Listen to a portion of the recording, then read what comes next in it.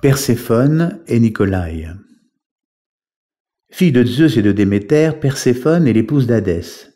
Elle vit 6 mois de l'année dans les enfers en compagnie de son mari.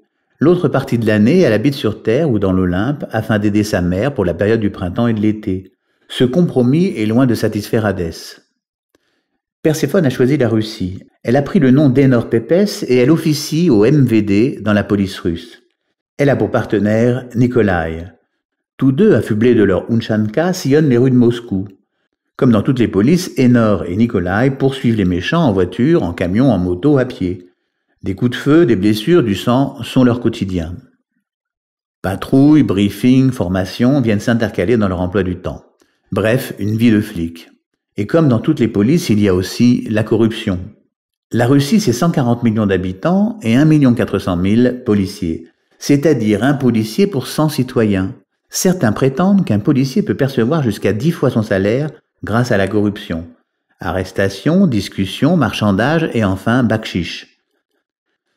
Il est impossible à Hadès de ne plus voir sa femme pendant un siècle. Il a toujours très mal vécu les absences de Perséphone, cette règle des 6 mois infligée par Zeus et Déméter. Il ne peut oublier que cette dernière est à la fois sa sœur et sa belle-mère. Hadès, vêtu de la cunée, rend visite quotidiennement à Perséphone. La plupart du temps, ils passent la nuit ensemble. Ils font l'amour de façon énergique. Perséphone paraît très excitée d'avoir un amant invisible. Elle reconnaît ses paroles, ses gestes, ses intentions, son amour. Nicolaï est un homme droit, incorruptible et parfaitement honnête. Comment ne pas tomber amoureux d'Enor, cette jeune femme si belle, et qui a l'air de partager sa sensibilité? Tous deux incorruptibles, ils font passer de mauvais moments aux malfrats qui essayent de les corrompre.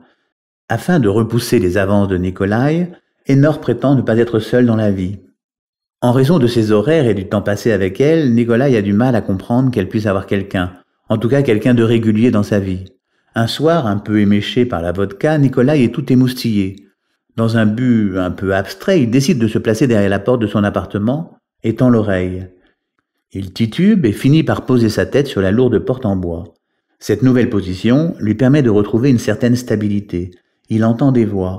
Le propos est indistinct. Puis celle-ci se rapproche, la porte s'ouvre. Nicolaï n'a qu'un instant pour se cacher dans un coin du couloir, envahi par la pénombre. Il assiste à la scène. Enor embrasse son conjoint et lui lance un « je t'aime ». Elle accompagne même cette parade amoureuse d'un baiser qu'elle fait suivre de la main. Enor ferme la porte. L'homme descend les escaliers. Ceux-ci sont recouverts d'une moquette épaisse dont les motifs sont colorés et ordonnés en quinconce. Le bruit de pas est sourd, puis il s'estompe. Nicolaï a assisté à la scène, il n'a vu qu'Enor. Il ne sait plus quoi penser.